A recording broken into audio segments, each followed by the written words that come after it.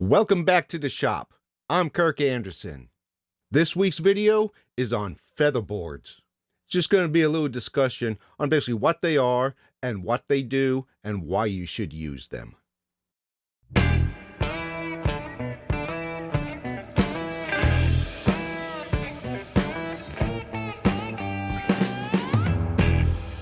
Well, for any of you that didn't know what a featherboard was, it's just a piece of equipment that helps keep a board up against the fence when you're cutting it.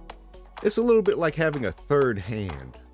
Now, the main thing that a featherboard does, it just keeps pressure on the piece up against the fence. There are those that say that it helps prevent kickback. Well, yes, but not really. With a standard featherboard, there's really not enough pressure that's put on the piece to help prevent kickback.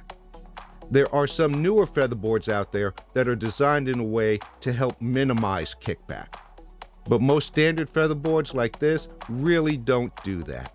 As you can see, I can just slide the board out with very little effort, so it really doesn't prevent kickback.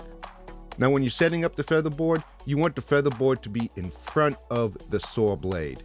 You don't want the featherboard to be in a position that it would be up against the saw blade where you're putting pressure on the saw blade. The main thing that a featherboard does is it applies pressure to the piece and pushes it up against the fence. Basically what this does, it keeps the board from moving, that's so you have a straighter cut. You don't want to put pressure on it that it really makes it difficult to push the piece through. Another thing you don't want to do is put the featherboard on the outfeed of the blade. The pressure that the featherboard puts on the piece will just pinch the cut off against the board, which can actually give you the kickback that you might be wanting to avoid. Now, there are many different ways to secure the featherboard to the tabletop. Each featherboard is a little bit different. For the table saw, somehow or another the featherboard is going to be secured into the miter slot. This featherboard has some metal runners that slide into the miter slot. And when you tighten down the knobs, it expands the runners, locking it in place.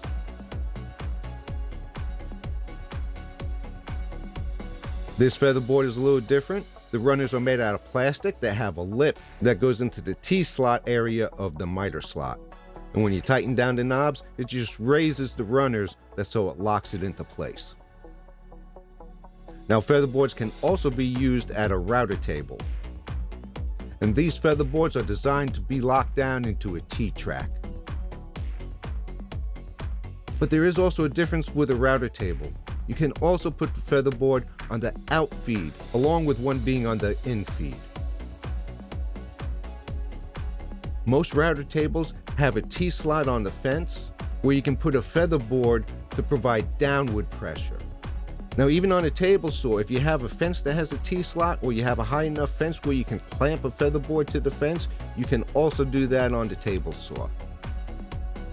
But again, whether you're using the featherboards on a router table or a table saw, you do not want to use the featherboard to apply pressure on the cutting area.